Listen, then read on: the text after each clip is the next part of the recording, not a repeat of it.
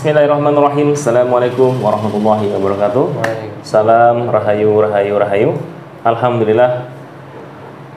Puji syukur kita panjatkan kepada Allah Subhanahu wa taala. Salawat beserta salam kita turunkan kepada baginda Nabi Muhammad sallallahu alaihi wasallam. Melanjutkan dengan konten yang sudah saya bikin sebelumnya tentang biksu dari Thailand yang menuju Candi Borobudur. Nah, kita akan coba menarik sisi gaib dari Candi Borobudur sendiri. Kita ingin tahu, mudah-mudahan diizinkan, diperbolehkan buat menghadirkan penghuni dari Candi Borobudur. Mudah-mudahan dengan izin guru kami tentunya beliau Sang Hyang Nur Cahyani Nirwana diizinkan buat berkomunikasi podcast dengan bangsa mereka. Oke, mungkin buat penonton-penonton juga yang penasaran, ayo kita sama-sama menyaksikan, kita sama-sama menyimak ucapan obrolan-obrolan. Mungkin ada masukan dari jenengan seluruh semuanya, itu di saat saya podcast seperti ini dengan wawancara dengan bangsa goib, silakan tulis di kolom komentar apa yang harus saya tanyakan. Jadi biar kita saling berinteraksi, masukan-masukannya insya Allah saya terima dengan baik. Oke, siap Mas Abid? Yo, siap. Bismillahirrahmanirrahim. Sallallahu alaihi Muhammad, sallallahu alaihi Muhammad. Hanya minjam raganya, hanya minjam raganya. Bismillahirrahmanirrahim. Dengan izin guru saya beliau Sang Hyang Nur Cahyani Nirwana, dan izin guru saya beliau Sang Hyang Nur Cahyani Nirwana, dan izin guru saya beliau Sang Hyang Nur Cahyani Nirwana, dan izin guru saya beliau Sang Hyang Nur Cahyani Nirwana, dan izin guru saya beliau Sang Hyang Nur Cahyani Nirwana, penguasa yang ada di Candi Borobudur yang berkenan hadir untuk komunikasi dengan kami di sini. Monggo hadir dan masuk untuk mediator yang di samping kanan saya. Mediator yang sudah disediakan. Monggo jenengan masuk untuk mediator. Monggo ridhonya dan izin guru saya beliau Sang Hyang Nur Cahyani Nirwana. Monggo masuk untuk mediator. Segala macam menyusupnya dihancurkan, dileburkan. Setiap perkataan yang berbohong, berdusta dijujurkan.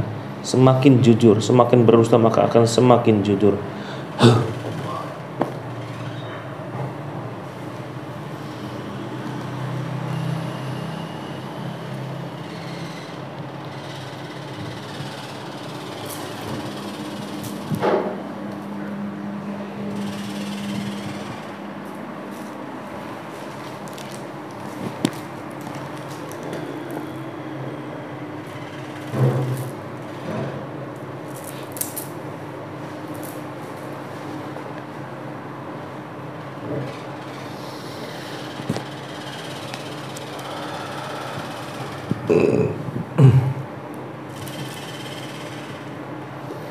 Assalamualaikum.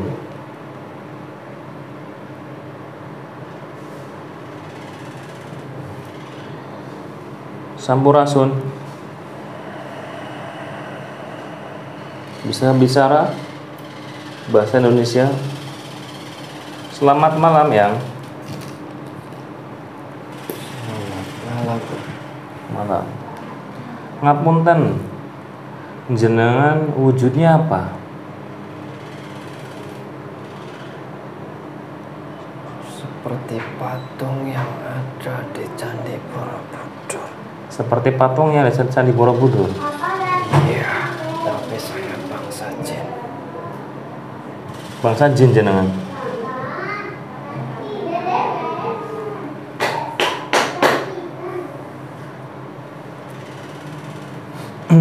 Berarti sampean bangsa jin yang wujudnya seperti patung Buddha Culai tersebut. Iya. Kok sampean menyerupai tersebut? Apa sampean tidak dimarahi oleh Buddha Culai? Kami yang menjaga candi, kami yang ada di dalam patung itu. Menjaga. Iya, posisi kami seperti ini. Persis seperti patung itu. Terima kasih telah menjaganya, merawatnya dari sisi goibnya. Karena itu sampean luar biasa menjaga sehingga candi tersebut sebagai dinasti yang kokoh sampai sekarang. Ya. Sampean kan tadi berbicara tentang menjaga dalam bentuk fisik candi tersebut, atau ada sesuatu yang kalian jaga? Saya menjaga secara gaib. Secara gaib? Ya. Secara fisik sudah banyak yang menjaga. Iya.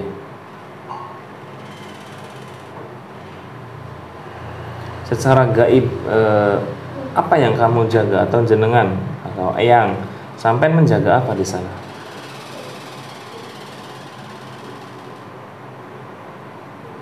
Ya, menjaga, tapi saya tidak akan menyebutkan apa yang saya jaga.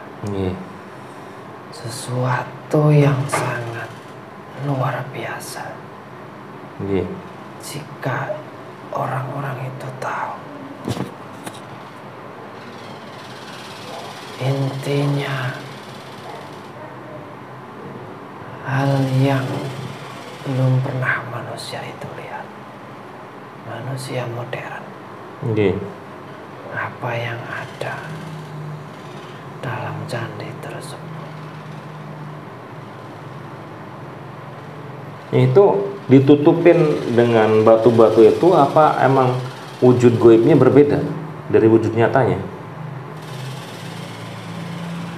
Berbeda dengan wujud nyatanya. Yang terlihat sekarang itu hanya penutup atasnya saja. Tapi yang ada di dalamnya itu lebih besar dari apa yang terlihat sekarang. Berarti ada candi di bawah candi? Kan? Misalkan saya gambarkan agar dapat kamu mengerti. Iya. Misalkan tempat air. Kan ada penutupnya itu. Ya. Ada kuncungnya di atas itu, pegangan penutup itu. Iya. Nah, badannya itu gaib. Dan penutupnya itu candinya itu. Oh, tapi itu nyata. Berarti itu candi itu seperti tutup yang bisa diangkat. Bisa diangkat, tapi ke bawahnya itu gaib. Ke bawahnya gaib. Itu berarti ke bawahnya sangat besar itu. Ya, bisa dikira-kira sendiri jika penutupnya saja segitu. Bawahnya seperti apa? Tidak mungkin tempat air lebih kecil dari penutupnya. Pasti lebih besar. Yeah. Jika itu ujung penutup, ya ke bawahnya seperti apa dikira-kira saja. Itu penutupnya sendiri full murni penutup segitu, apa masih ada yang tertimbun penutupnya? Ya ada 2 meter 3 meter. Tapi Mas tidak jauh dari bentuk seperti itu. Yeah. Nah, ini kan sedang ada pengelana ya dari Thailand, biksu yang datang ke sana. Itu pertanda apa ya? Ya. Apa mau membuka tutup tersebut atau gimana?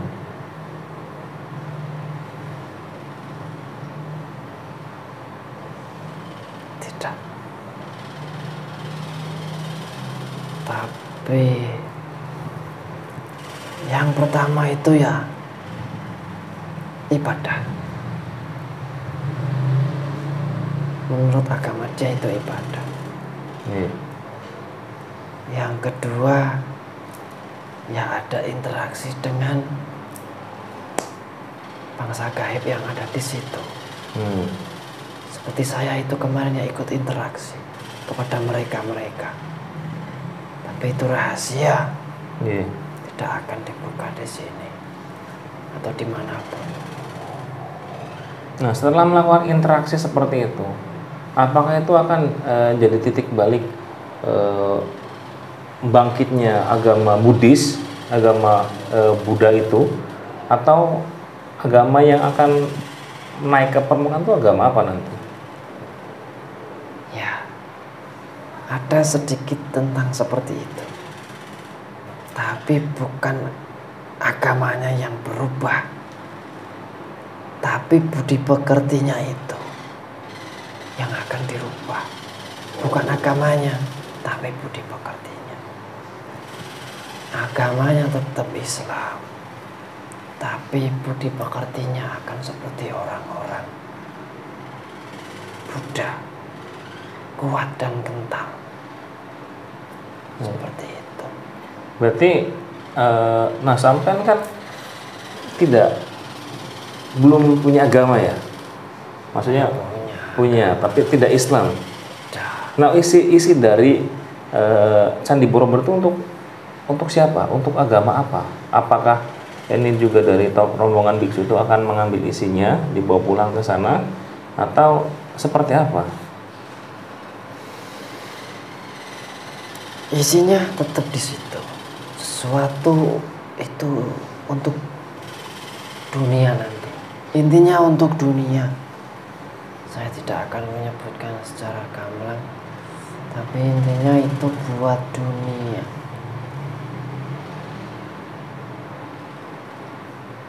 Dan para biksu itu menjaga, memperkuat bentengan yang ada di candi itu, memperkuat dari gangguan manusia-manusia yang ingin mengambil alih kepentingan, buat kepentingan entah itu pribadi, kelompok, partai, anggota, atau negara. Mereka itu menjaga dari hal seperti itu. Dari sisi yang berbeda, saya pemakaian logika ya, ini pakai logika. Kalau suatu tempat yang bersejarah dan itu khusus di Indonesia ya, tempat sejarah yang Indonesia dalam bentuk Islam biasanya akan agak rusak ya, tidak terjaga. Nah, ini hebatnya orang kita Indonesia, Islamnya itu menghormati agama yang lain, khususnya agama Hindu Buddha. Makanya tempat peribadatan mereka itu benar-benar kita hormati, kita jaga sehingga tangan-tangan jahil kita ini tidak merusak ataupun mencoreng tempat-tempat mereka. Walaupun yang tadi beliau bilang ada sesuatu yang dijaga untuk dunia, entah itu kemajuan umat Islam ataupun nanti ke depannya seperti wallahu a'lam bishawab. Cerdas. Nah ini kan sampean tadi berbicara bahwa dari golongan-golongan Buddhis itu membentengnya ataupun menetralisir tempat tersebut. Ya, karena hanya orang-orang Buddha yang bisa. Jika itu jatuh ke orang non-Buddha, akan hancur itu Candi Borobudur. Nah kalau hancur nanti kelihatan loh wadahnya. Tidak. Secara fisiknya akan mungkin Candi Borobudur itu bisa dihancurkan, entah itu dirusak atau malah dilenyapkan, tidak membentuk candi lagi. Karena kenapa? Biar agar tetap terjaga seperti itu, ya hanya orang-orang Buddha saja yang bisa. Selain orang Buddha tidak akan bisa, yang ada hancur. Itu kenapa para Buddha itu kemarin datang ke situ, itu untuk memperkuat lagi Candi Borobudur itu dari tangan-tangan jahil. Nah untuk ini mohon maaf ya, Candi Borobudur ini kan ada penemuan baru ya, situs Gunung Padang yang katanya piramida juga. Apakah itu Gunung Padang sendiri emang piramid? Gunung Padang. Oh iya. Itu sudah berbeda lagi. Itu lebih tua dari Candi Borobudur. Lebih tua? Iya. Tapi itu ada medan magnet yang sangat kuat di situ. Dan ada sesuatu rahasia yang nyampe sekarang manusia belum bisa membukanya. Itu dulu termasuk peninggalan yang sangat tua. Dari sebelum bangsa manusia kalau tidak salah itu sudah ada. Dulu masih hutan belantara, tapi sudah ada yang tinggal di situ.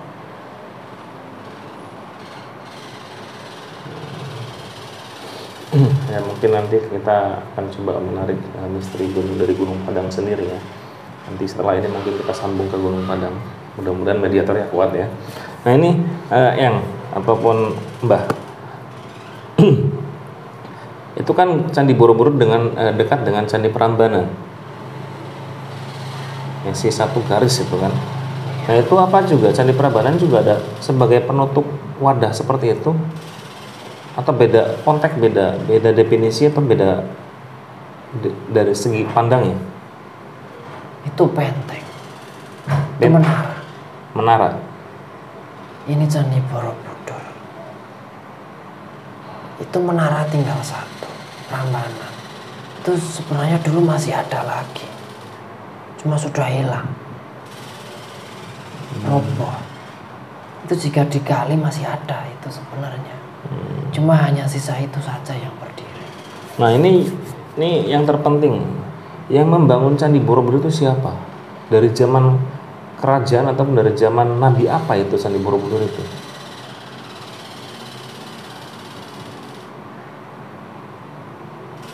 Tetap itu mahakarya Nabi Sulaiman.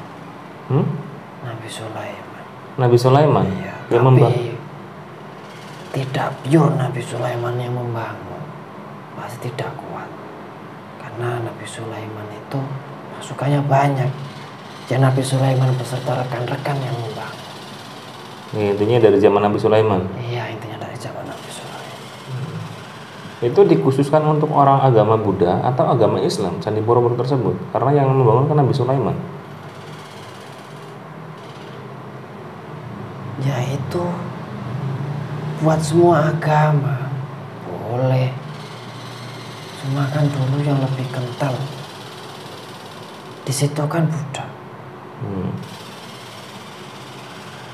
Ya sudah, aturannya sudah seperti itu.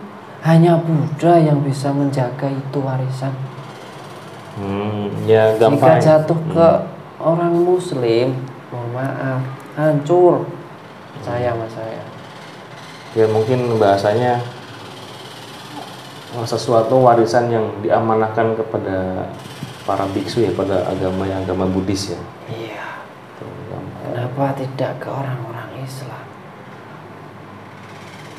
Orang Islam itu tidak bisa menjaga satu aturan-aturan dalam agamanya. Disuruh sholat tidak mau, padahal itu wajib. Apalagi yang dijaga seperti itu, yang gampang menggoyahkan iman jika tahu. Udah nggak akan jadi orang Islam suruh jaga seperti itu, hancur. Makanya hanya orang-orang Buddha saja yang bisa.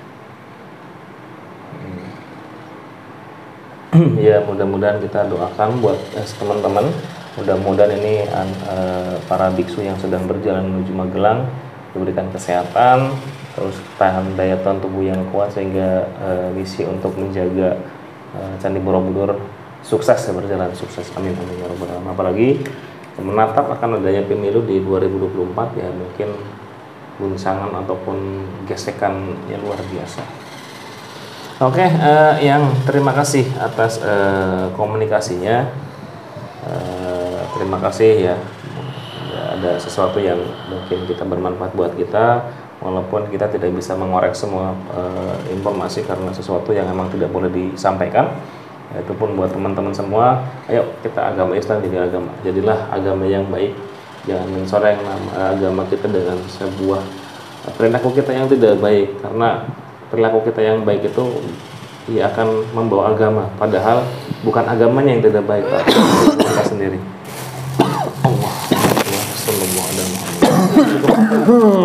Assalamualaikum warahmatullahi wabarakatuh.